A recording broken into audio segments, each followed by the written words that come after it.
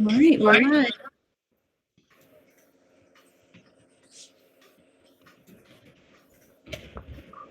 Sorry, did you say we're live?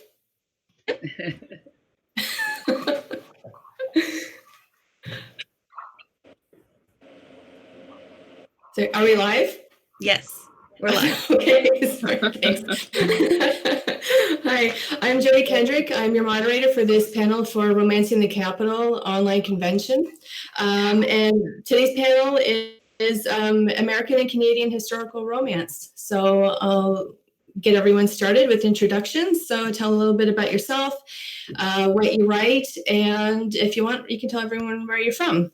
So I'll get started with, I'll start with Hildie. Hi, everybody. I'm Hildie McQueen. I'm a USA Today bestselling author of medieval Scottish romance, but I started off with historicals when writing in the Western arena. I guess I could call it an arena. I write Western historicals based out of mostly Montana and some in Wyoming. And I am currently in Georgia, the state of Georgia in the south of the United States. It is sunny and already the mugginess is beginning and it's not even summer yet. Thanks, Hildie. How about Cynthiana? Hi, I'm Cynthiana. I also write romance with Celine, Chatillon, and nonfiction and other things as Cindy A. Matthews. I'm in Toledo, Ohio. Today is very, very cloudy, but we had some nice spring weather earlier this week. I've just dabbled a little bit here and there in historical, so I don't know why I jumped on this panel other than I love to read historical. Usually I'm looking for characters. Nowadays, when you want a certain character or situation, you have to think, oh, well, they all have a cell phone and that would figure that story out pretty quickly. So I've set things in different parts of the past because it's kind of been convenient and also because I really enjoy history and I live with an armchair historian. So that's where I come from, mostly written in American past and sometimes in World War II, which I also find to be fascinating, especially with paranormal. Great, thank you. Molly. Hi. I ran here. I'm just realizing I've quarantine here. I don't know. I just ran in. I'm Molly O'Keefe. I write, most of my work is contemporary romance, but historical Western romance is the romance of my heart. They're the books of my heart, and I have a historical romance series that hopefully, if I can ever get to writing again, I'll be finishing off this year. So I'm pretty excited about it. So yeah, and I'm in Toronto, Canada, where it is like glorious out. Strange. It's a first for us for a while. So thanks for having me. I like how we have to look out the window to see what the weather's like. Yeah. But what day is it? Out there. All right, Bess, I'll go to you next. Okay, I'm Bess Hamilton. I've written one book, which is here, Remembrance. It takes place post-World War I, which is a period I find pretty interesting, especially in Canadian history, just because it's not covered a lot. Where am I? I am just outside of London, Ontario, in a little village called Kamoka, where the weather is also extremely glorious today. And that's it. Great, thanks, Bess. I'll get started with the first question. And what is your favorite part of writing in this genre? And just before I let the authors answer, just for anyone watching, if you have any questions or comments, please go ahead and we'll read them out as we're going along. So I'll just repeat the question. What is your favorite part of writing in this genre? And I guess I'll start with Molly. Well, I think part of it is like my mom used to read Louis L'Amour books to us when we were kids, like on road trips, she would read out loud. So that was a big part of, like, that was pretty imprinted on me. And there is something about the scale of the story in my eyes, like they're very small love stories. Like you often in my books, like it's two people in a cabin, which, and there's only one bed, which is a really effective sort of scale for me to think about, but it's also really life and death too. Like it's a very it's not a safe world, right? So there's just so much that can go on, and I like the idea of telling a love story in a really difficult, gritty setting. And everybody had trauma, and I like writing about trauma, which is terrible. All right, thanks. Cynthiana. I grew up being a big fan of Laura Ingalls Wilder, like a lot of young girls are at like 8, 9, 10, reading about American West, about pioneers, about dealing with life, day by day, and just a struggle to eat and not to get eaten, sometimes, and just to make it, hand to mouth. And so my latest historical was this last November called The Gift of the Songbird. I set that sort of in the Appalachian Mountains post-Civil War, which in the United States is really traumatic Reconstruction. I took 2 courses of that in history. It reflected a lot of, change. Women had a lot more rights actually in that period because they had to take over when the men were fighting. And of course, a lot of people died during that period because of disease, and then, loved ones went to the war and were killed fighting or died of disease mostly. Oh, I think we lost Cynthiana. So we'll go ahead to Hildie. A lot of it is the research, of course. I was a history buff, and I loved history in high school. And and I think it's the downfall also of some of us that write historical, is that we get lost in research because it's so interesting. A lot of times, I think your question was, what's the best part of it, right? What is your favorite part? My favorite part is finding out stuff that really happened and then putting my twist on it. There's this true story about, I write mail order brides, a lot of mail order brides in American history. And one of those articles I stumbled upon was this stagecoach that was held up. And the girl that was heading west to get married, the robbers took all her trunks and her clothing and everything, and she was so mad. And then come to find out, when she gets to where she's going to meet her groom, he was one of the robbers. And you couldn't make that up, and so finding out true things like that and then putting our own spin on it, I'm like, yeah, you can't, that the stories that come out from those times are so interesting, and I love that. That's great. Thanks. Bess. Like Hildie, I really love doing the research and finding those little stories that you just couldn't make up if you tried. I think I also really enjoy finding, like during the world building, finding those places where things haven't changed. The parts where we in 2020 with our cell phones and laptops can still relate to something that happened 100, 200 years ago. That's really exciting to kind of make the two worlds meet. Great. Cynthia, were you done answering the question? I see that you come back.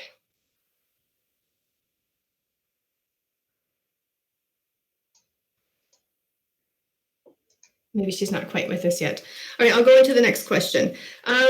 So what struggles and motivations are unique to writing Canadian and American history stories? And I'll go back to Molly again. Well, I think it is interesting trying to find that balance between the research and the writing is one thing, because you can go down that rabbit hole in a day losing way. And I also think, it's kind of the challenge and the blessing of romance in general, right? Which is it is in a lot of ways an escape. So how much reality is a part of it, and how do you balance those two things?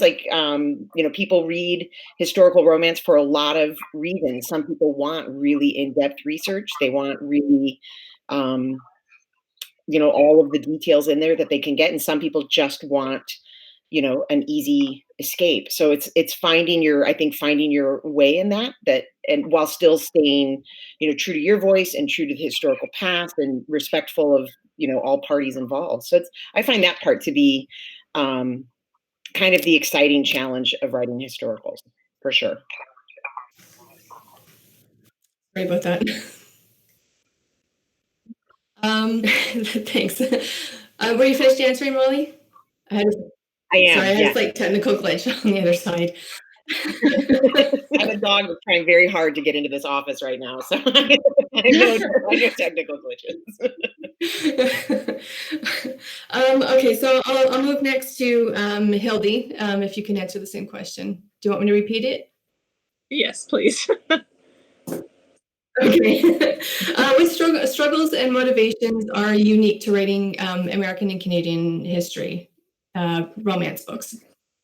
I think the struggles are the motivators, actually, because of the fact that because things were harsher, you have to kind of figure out creative ways around certain things. They didn't have a lot of stuff and so we're like, well, what are creative ways for them to get around these things? Like traveling, for instance. I remember writing about a cattle drive. And I had to have the hero leave on a cattle drive, but he had to be back within 2 weeks. So I thought, oh, well, he's going to go all the way. I forgot where I was taking him, north somewhere and out of southern Montana. And I was like, okay, cool. He'll just go up here and then come back. I don't know, Chicago somewhere. And then I went and did research. I ended up spending the rest of the day reading about cattle drives and how many people died during cattle drives and how long it actually took. And when I found out they could only, at the fastest, they could go 20 miles a day or two, I was like, well, crap, that's going to take them a year to get there and back. So I'm like, okay, I have to rearrange it and change the storyline.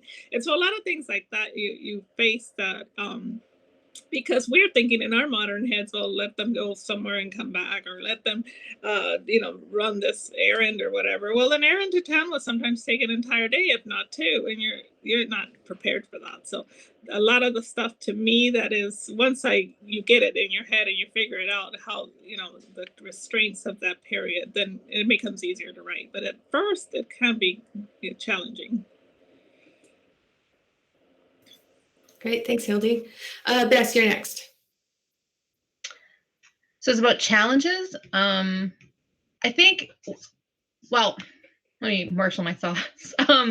So one of the book that I have in draft right now takes place in 1910 Winnipeg, and I had actually won an editing package, which was really great. So I gave it to this editor, and he's like, here's the thing, you're forgetting huge populations of people that were around at the time. And I think there's a tendency for us in our research to only see the dominant story. So for instance, like Winnipeg, you can't write about Winnipeg without touching on, there's Indigenous people there. Like you can't forget they're there. And I think that's a tendency with Canadian American historical fiction, is to be a little bit whitewashed.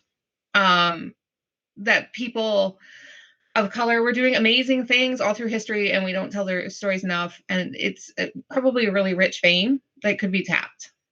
And also, getting lost in the research is definitely a challenge for me. I'll end up down some Wikipedia rabbit hole and emerge several hours later going, where did I start? Why am I looking at this? Why am I here? Why am I researching? Why am I looking at some obscure Duchess? How did I get here? I started looking about, settlement on the border. Why am I researching? Why am I looking at some obscure Duchess? How did I get here?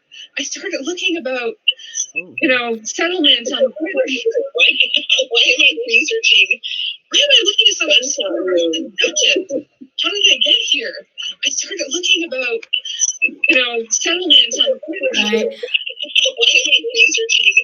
Why am I looking at some obscure Duchess? How did I get here? I started looking about, settlement on the border. Why am I researching? Why am I looking at some obscure Duchess? I started looking about.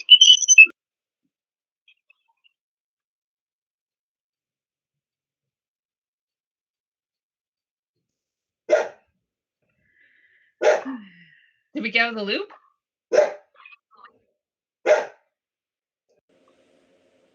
What happened? I think we went for a ride. I think we're okay now. That was wild.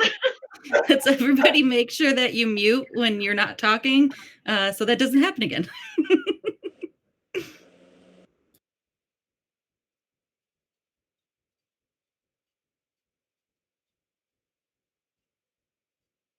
But now, Jodi, you're muted. This is going great. Hi, Peggy. I see that you're here now. Can you introduce yourself quickly and tell us what you write? And you'll have to unmute yourself as well. And tell us what you write. Yes, Peggy And you'll have to McKenzie. unmute yourself as well. Can you hear me? Yes, Yes, okay. I can hear you. I write Western And tell us what you historical. write. Yes, Peggy And you'll have to McKenzie. unmute yourself as well. Can you hear me? Yes, Yes, I okay. can hear you. I write Western historical. Okay, Peggy, just for a second, can you mute yourself again, please? Can you hear me? Yes, Yes, I okay. can hear you. Okay, Peggy, I think on the YouTube feed, you'll have to mute that if you're able to. If you have it going.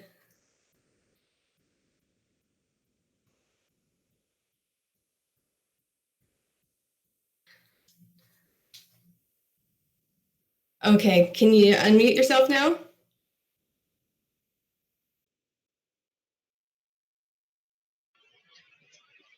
How about now? Okay, can you unmute yourself now? I am unmuted.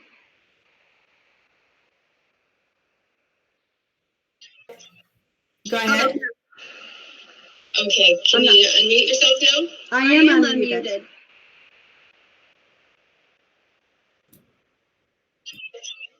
Go ahead. I Okay, can you unmute yourself now? I am unmuted.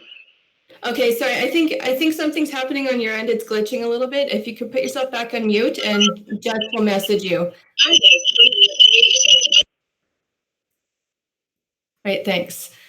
Sorry about that. I'm just checking to see if there are any questions in the chat feed, and I don't see any yet, but I would invite any viewers to pop in and say hello and ask any questions that they have. And I'll go on to the next question. So how do you put your own unique spin on writing your historical stories? And I'll go ahead with Hildie. How do we what? Sorry. I was getting a message from Jessica. How do you put your own unique spin on the topic, on your specific topic? Oh, okay. Well, I like to, I think that's a lot of writers do. We put our own personality into the heroine sometimes, and I try to not do that as much, but I do catch myself doing that. And making them a little bit feistier and outspoken. And so I like to put that unique spin on the fact that sometimes I put, I guess, colloquialisms that wouldn't really be used for that time, just this like in an accidental way. Like people would normally not say certain things and mean what they mean nowadays, but then I'll just put it in there just because I think it's funny. And maybe my readers don't think it's funny, but I do. So, but for the most part, I like putting my spin on things in the way that I find interesting, or things that really touch me, about not just in funny ways, but in serious ways. I like, sometimes your heart breaks for these people and the things they go through. So I like to put those things into perspective into my story so that other people can understand, the harshness of life there. And, sometimes I'm like, ew, should I really put this in there? But I'm like, no, that's the way it was. That's the way it was. Whether I like it or not, I like to put that perspective in and not just make it all, perfect and rose-colored glasses, but to put reality in there in a way that's not super, super harsh, but that people understand. Yeah, I'm reading about a different time and things were different then. Great, thanks. Molly. Can you repeat the question? I kept getting bounced out of that in our loop. audio. Sure. So the question is, how do you put a unique spin on your stories? How do you make it unique to you in your genre? Oh, that's a good question. That's a really good question. Well, I do find, and again, maybe it's the sort of the scale and scope of the world, but I find that I write pretty sexy books. So writing like sexy historical Western historicals is fun for me. Oh no, I just lost the train of thought. Oh, so how do I make it? I find that I just really, really, really dig deep in the heartbreak of it. Like Hildie was saying, like I just find it's just so rich in terms of how much everybody's lost coming out of wars, moving across country in the way that they had to. Like there's just so much there to mine in terms of like grief and strength. And those are big things that I like to talk about and explore in my books, contemporary or otherwise, but they're pretty accessible in Western historicals. So yeah, that's I think my vein is that I dig pretty deep on those things. Great, thanks, Molly. And I'll go to Bess next. Well, somehow I always end up finding some sort of supernatural element to put in. That seems to be my thing, whether it's a genuine supernatural element or just a feeling that the character has. I think that's probably because I'm interested in the idea of the past haunting us, and I feel even like in historical fiction, a lot of my characters are always looking to a happier past that they had, or they're nostalgic for the home that they've left. So I think that's an interesting element to bring in, or I don't know, maybe I just like ghosts, And about the language, I love finding like the slang terms, the colloquialisms from the past that maybe we don't use now or that have changed. Language is super fun. That's my answer. Thanks, Bess. Cynthiana. I'm here. Hello, can you hear me? Yes, I can hear you. Oh, good. I didn't get bounced out. What was the question for sure? So I make sure I hear it. How do you make your books unique to you within your genre? I think the one thing I've always enjoyed about historical was going back in the past and seeing how people related to them. But usually it is pretty much a white man's world in the historical Western or even Appalachian stories where I've set them. And so I tend to go with people of color. I come from a family of mixed race people. So in the end, the Native Americans, and then my recent book, I had, freed slaves or people who were freemen living in, that part of the world. And of course, their view of the post-war world is a little bit different than other people, what they had to suffer and where their origins came from. So, I really enjoyed researching that and adding that to the story, that where we are today, how it was 150, 60 years ago. So we can see why it is the way it is today. And I just, like to touch on that because people had relationships then. We wouldn't be where we are today if we didn't have relationship between different racial and ethnic groups, and why things have changed the way they are. But I just always felt like that needed to be added a bit more from the historicals that I grew up reading. That tended to be all about English speaking people going across the West. That's like, hello, that wasn't my family. So you got here and we were already here, my grandfather's people. So it's like, how did that work? And how does it still reverberate today? So what we learned from the past, we learn from the future and the present.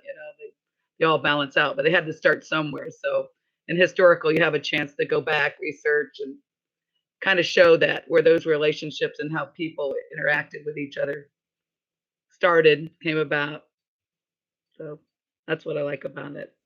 Gives you a chance to really dig into it. I'm not sure I'm very good with language in the past, but I do know anachronisms, because when people write books and it's like, no, people did not use that term until 1920 or 18, whatever, I can point it out pretty bad quickly. My husband does too. So try to keep it really basic English and use the terms they would use for different things. Yeah, which is always All fun. right. Thank you. Peggy.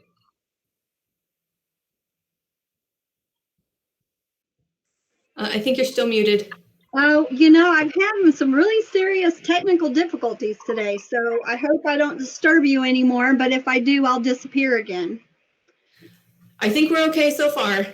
Okay, great. So would you mind repeating the question for a latecomer? Sure. So how do you make your books unique to you within your genre? You know, I think it's my voice. People tell me that if they know me and they read a book, they can tell exactly who wrote it. So I must have a peculiar way, unique way of phrasing things because they pick up on it right away. So I think for me, it's probably my voice. It's hard for me to write my twang because you know I don't do it. I speak it, but there must be some Southern influence in there somewhere because, like I said, it's the way I turn a phrase. So I think that's probably my claim to fame. Great, thank you. So I'll just pop over to the viewer chat.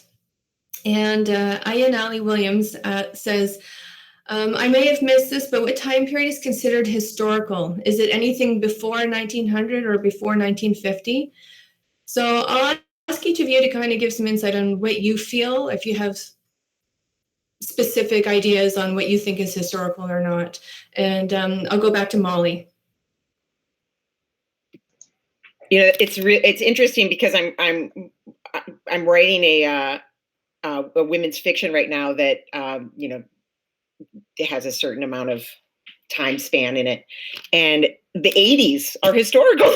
Like, there's no way around it. There's no way around it. The 80s are historical now. So, and I mean, I have no idea in terms of like, you know, the official word of. I mean, remember when you couldn't find a World War II novel to save your life? Like somehow it was considered like too close. I don't know. I don't know why that was, but now the World War II novels, clearly like the hunger to read those is pretty significant. So in my mind, and I'm no one's official answer on this, like the 80s, I think to some extent, yeah, I'd say the 80s back. And that's what works. All the way to the medieval times. I'll mute myself again. Right. Thanks, Molly. Peggy.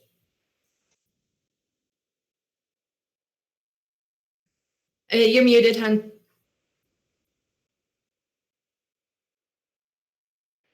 I feel discombobulated today. I think probably to World War II for me. I know myself and a group of ladies included the Vietnam War as a historical. So, but for me personally, I think World War II kind of draws the line for my books. Great, thanks. Hildie? Oh, heck, in my mind, yesterday was history. I think I agree with Peggy. I think World War II and back. I understand that the 1950s and the 80s and everything like that, but it's all about readers' expectations too.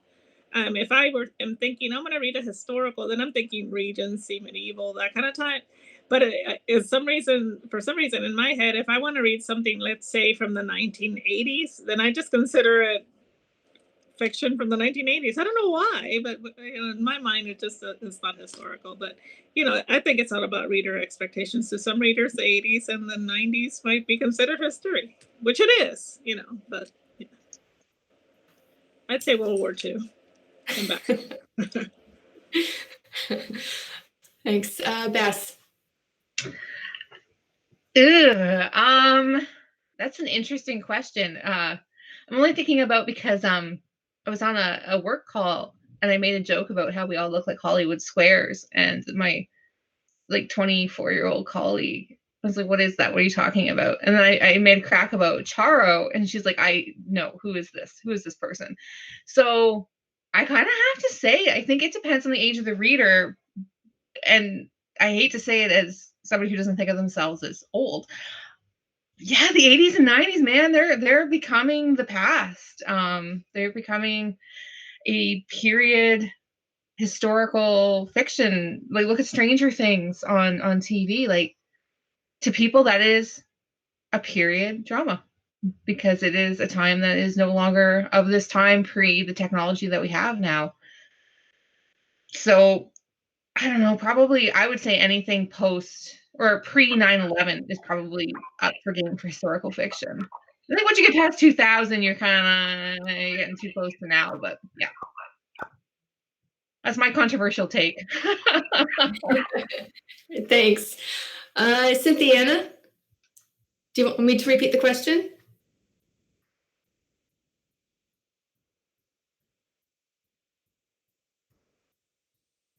Yeah, I'm not sure if Cynthiana is still here. All right, I'll move on to the next question, which is a viewer question. Dar Good says, is there any historical time period that you wouldn't set a romance in and why? And I'll go back up to Molly.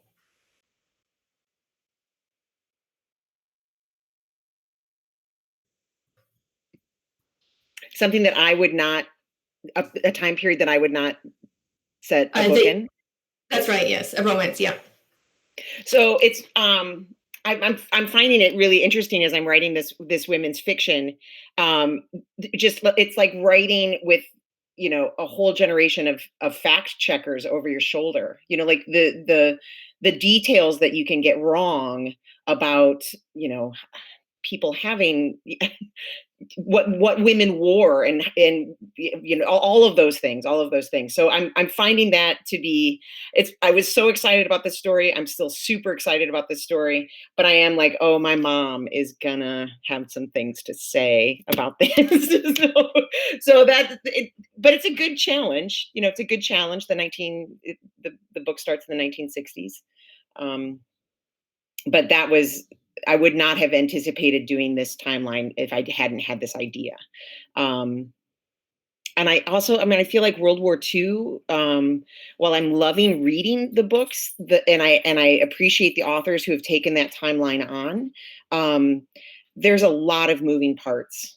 There's a lot of really, like, a lot of big research that goes into those books that feels daunting to me. So that's a very bad answer to your very good question. Sorry.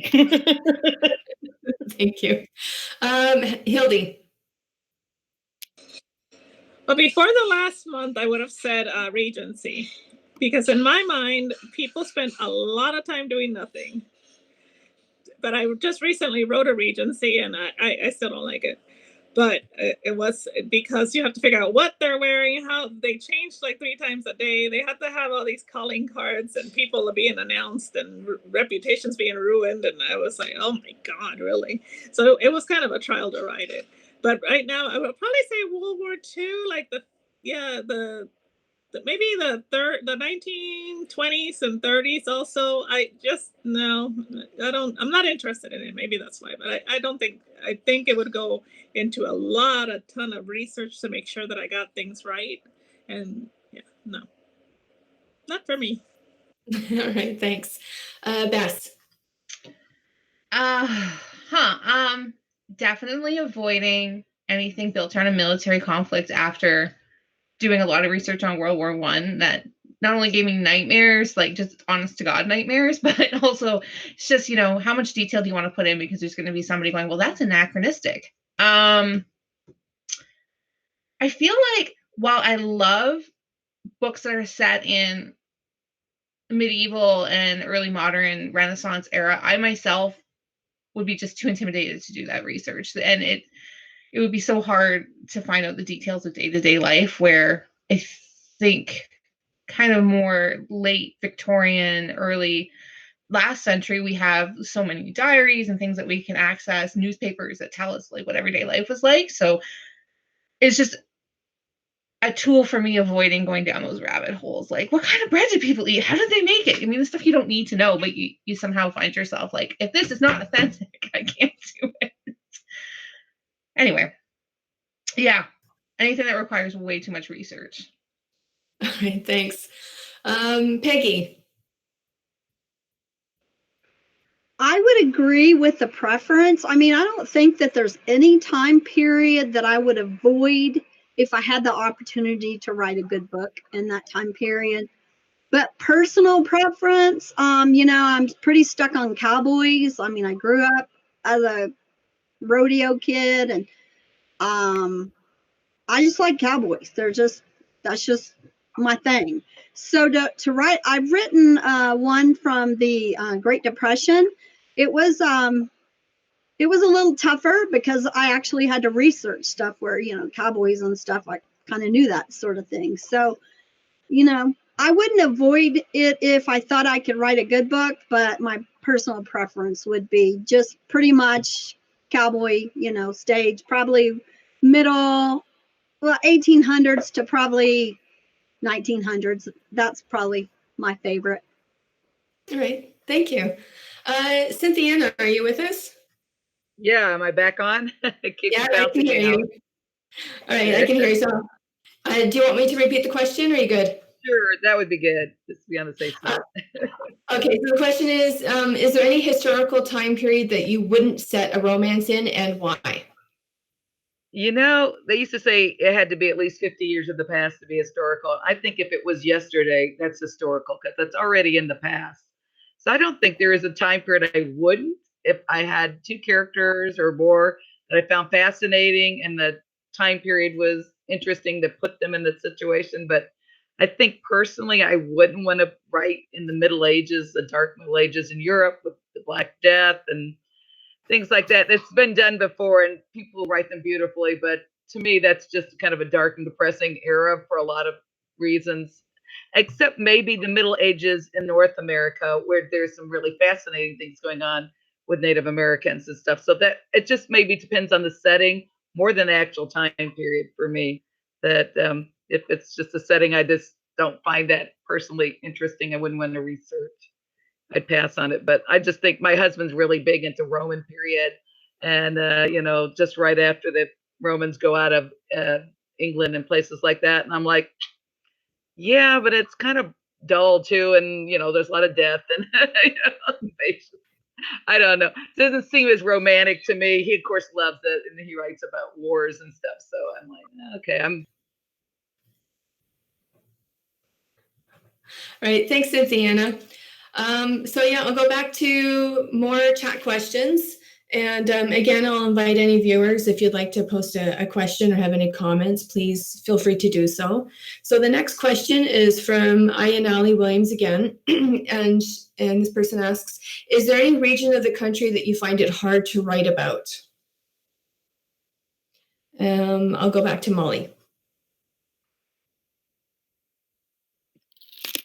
So my Westerns take place after the Civil War, and I would have a very tough time writing about the South during the Civil War.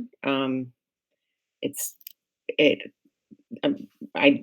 just one of those things that you can't get your head. I can't. It's a hard thing to get your head around trying to figure out that time and place and mind frame. It's just too much. Yeah, that's probably my line in the sand there for me. All right. Thanks. Hildie, how about you? Oh, yeah, I have to agree with the South. In my Brides for All Seasons, the brides do all come from the Charleston area. I think that's Charleston area. And I've done other ones. Peggy and I did one that was Angel Creek, and they come from the Charleston area. And we kind of gloss over that part. We kind of leave it at the point that a lot of the eligible men have either been killed or, come back. And there's very few men to choose from, and that's why they're leaving. Just the standard of life has gone down so badly that they have to leave. But kind of gloss it over and leave it at that, because I don't really want to go into the life in the South during that time. So that's definitely one time period in part of the country. Also, another part of the country that I have avoided in my historicals, anywhere in the north central United States, Canada, any of those spaces, because I don't even know what was going on there. What were people in North Dakota doing? So yeah, I don't really write that. Right, thank you. Bess, you're next. I think I have a really hard time writing somewhere I haven't been, because just there's those little details of the environment, the sensory details that really make a place come to life that I just wouldn't know. Like, I have not really seen the ocean, so, which is a lack in my life. So I wouldn't feel comfortable saying something, let's say, like on the East Coast of Canada or the West Coast. So that's why my stories, my work tends to be based mostly, sorry, my dogs are barking, mostly based in Southern Ontario, where I grew up, which has a really specific look and feel, or on the prairies, where I spent a decade. Anywhere in between, Northern Ontario maybe, because I spent a lot of time driving through it, but like the far north, I'm sure there's lots of scope for the imagination in the far north, but couldn't do it. Same with like Antarctica, which would definitely be your like 2 people, 1 bed scenario. So I'm just giving that out to you guys. Do something with Antarctic researchers who fall in love while looking at penguins or something. But I just wouldn't feel comfortable trying to describe a place I haven't been to. All right, thanks, Bess. Peggy. I would agree with Bess. I have been to the ocean, and for those that know me think I'm really strange, but it irritates me.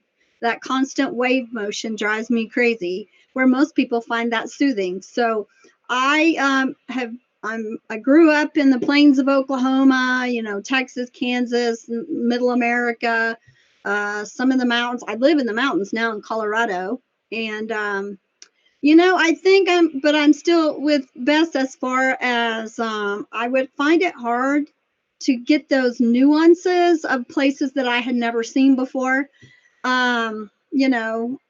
Mars, for instance, we see it's a red planet, it's dirt, and this thing, but you can't get the feel of how dry it is or how hot it is or how desolate it is. So it would be like the desert. I don't like the desert. I just drive through it. I don't stay in it.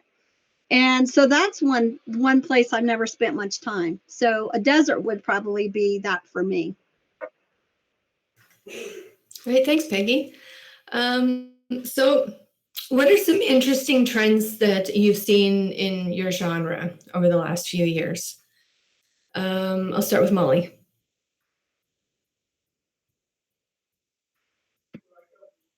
Well, I think that there are some authors who are with incredible grace and intelligence and research. They are tackling the South before and after the Civil War in a way that is, that feels to me incredibly historically accurate without really shying away from the awfulness. And I think, I just think that's really important. I can't stress enough how great those books are and how important they are.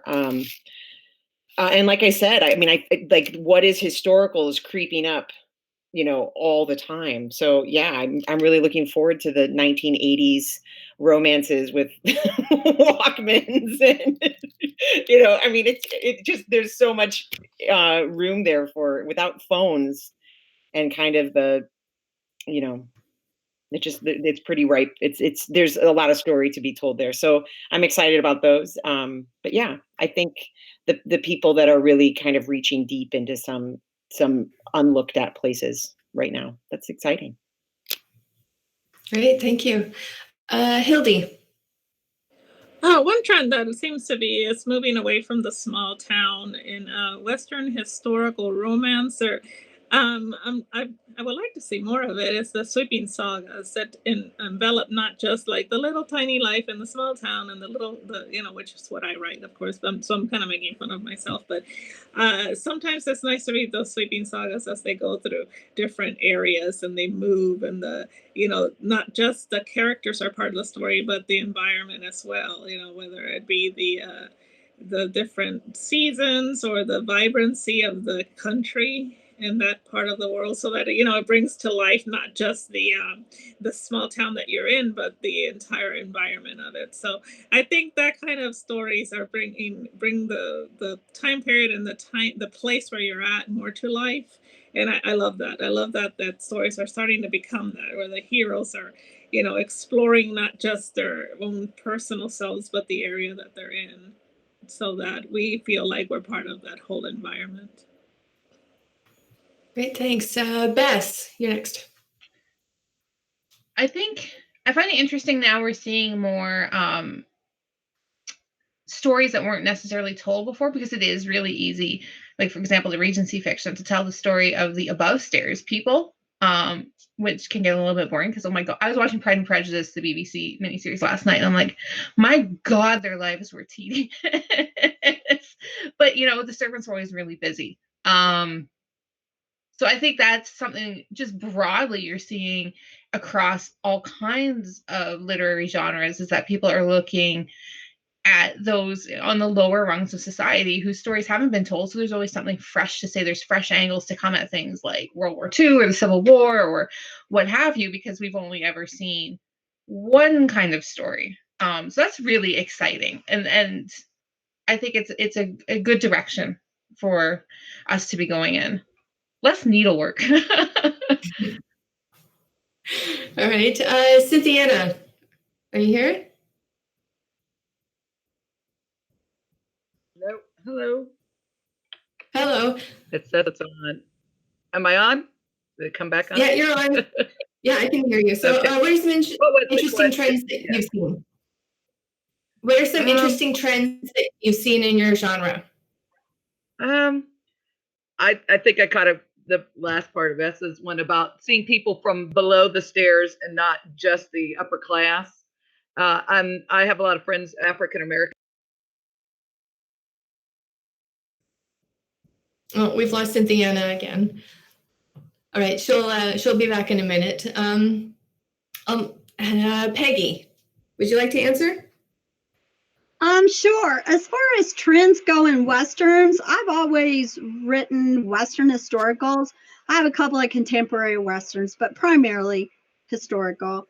And I find the more books I write in that genre, the more people want them sweet. I like to write a little sizzle on the page. You write romance, you want a little something, something going on the page. But the more historicals I write, they don't like it. It's like they're kind of gradually drifting more towards inspirational and Christian on the Western front. At least that's the comments they get, reviews and things like that. They don't even like it when my characters cuss. So I would think that's a lot bigger trend than I'd seen when I first started writing. All right, thanks, Peggy.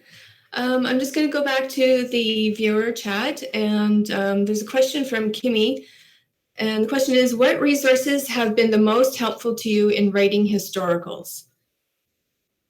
I'll go ahead back to Molly. Okay, wait. I want to answer this question, but I want to go get the book because it's so cool. So go to somebody else, and I'll come right back. Okay. Okay. Bess. So through the library, in Winnipeg, it was the public library. Now that I'm back in the London area, it's through the university's library. I got access to the newspapers.com database, and just being able to look at newspapers from the era that I'm writing about in smaller communities or even the cities, so illuminating. Like even the advertisements, you find out so much about what were people thinking about, what were they doing, what were the big trends, what was the language. That's just been absolutely phenomenal. And actually, I find sometimes reading fiction from the era I'm trying to write about is interesting too, because it might not reflect real life, but it reflects what they want you to think about them. So that's been fun. Okay, I'm excited to see this book that somebody had to run off and get. Hey, thanks. Are you ready, Molly? I am. Sorry, I'm out of breath from running up the stairs because that's my life now. No, so I mean, my books, I deal with the domestic stuff quite a bit, and I'm like the question of like, how did they bake bread? I mean, you can just fall down. Like, what did they use as bowls if they didn't have, metal? Like what? So what were these things? So I found this book. Can you see it? So it's called The Virginia Housewife or Methodical Cook. And it's like basically one of the first cookbooks that was published in the States. And it is an absolute treasure trove, not just of like super scary recipes, but like of how they did stuff. It is so interesting. It is absolutely like an absolute look back in time at like a woman's kitchen and how she would get stuff done that took so long. Like you just can't believe how hard they were working to, make soup. Anyway, this is a great book. The Virginia Housewife or Methodical Cook by Mary Randolph. Totally recommend it as a research book. Great, thanks. If you guys want to post any links to any resources that you really love to share on the YouTube page, please feel free to. I think people will find it interesting to look at them. Peggy? There's a lot of books like that I have, not that one in particular, but I have quite a few. I also have some old kind of coloring books. I don't know if you can see this or not. It's called Godfrey's Fashion. It's just books. It helps a lot with some of the styles and things. I also do some research, mostly for the fashions and the day-to-day things.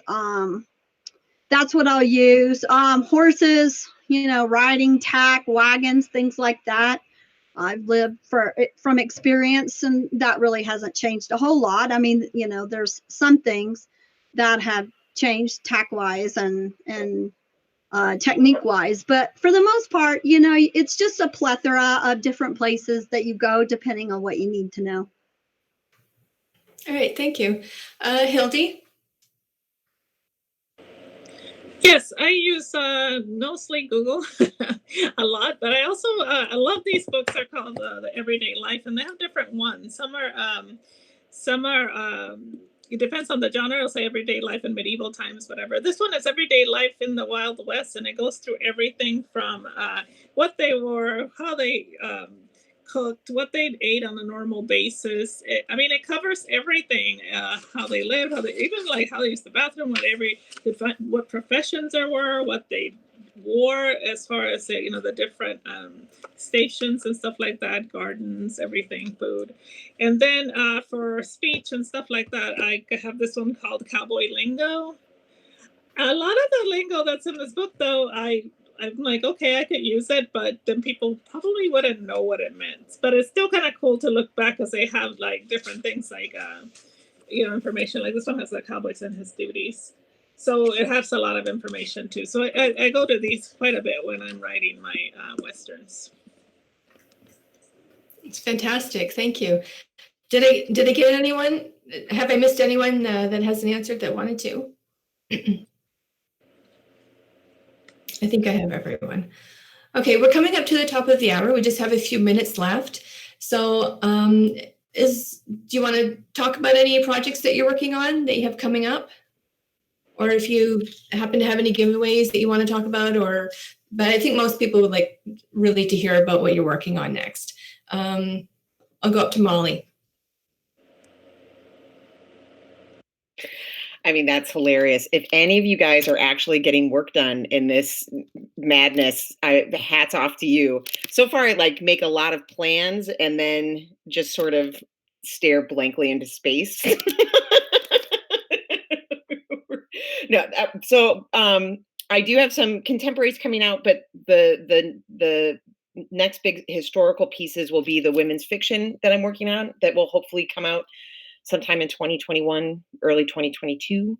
And then the fourth book in my historical Western series, for anybody who's read them, is about the saloon owner and the bartender who has always loved her. That will hopefully be coming out winter this year. So, no. What is time? It'll be coming out. It's hard to say. Sometime when it's cold. Okay. Those are my answers. Thanks. Peggy. Yes, I have the final 2 books of my Brides of the Rio Grande series coming out this summer. There are 6 books to that. It was Western set place in Creed, Colorado, which is an actual historical mining town. That's really cool. I have 3 books coming out in September called The Debutantes of Durango. So it takes place in Durango, Colorado. 3 books, misfits, girls whose, parents want them to find respectable husbands at the debutante ball, and they have other ideas. I'm writing that one with Sylvia McDaniel. She has 3, and then I have 3. And then we are coming into year 3 for our Angel Creek Christmas Bride. Hildie is a part of that. We had 5 books come out in 2018, 6 books come out in 2019, and we're going to have 9 books coming out in 2020. Authors, sweet, inspirational Christmas books that have really gone over well. So I think that's all I have this year. Wow, thanks. Hildie. Yes, as far as the Westerns go, I have the Angel Creek Bride that'll be coming out this fall, and my bride's name is Pearl. And I have yet to figure out her story, but I'm sure I'm going to make it interesting because the Angel Creek is a pretty interesting town where they had to import women pretty much because there wasn't any there. So yeah, it's neat. So I'm looking forward to that project. All right, thanks. Bess, what are you working on? I'm with Molly. Work? What? I'm doing really good work at perfecting my sourdough bread. Mostly right now, I'm just trying to read a lot and just see where that takes me. I'm trying to be gentle with myself, not to put too much pressure on things. Plus, I have a day job. Working in marketing for an insurance company. So I do a lot of writing during the day, and just right now writing so many things that begin with, in this difficult time, it's sapping my will to be writing at all. But we'll all get there. We'll get there when this is over. Yeah, absolutely. All right. Well, we're at the top of the hour, so I'd like to thank all of the authors for participating, and I'd like to thank all the viewers that came and chatted and asked questions. And our next panel coming up is Heroes in and Out of Uniform, Military, Police, and Firefighters. So I hope you'll come back, and thanks for coming, everyone. Bye. Bye, everybody. Thank you.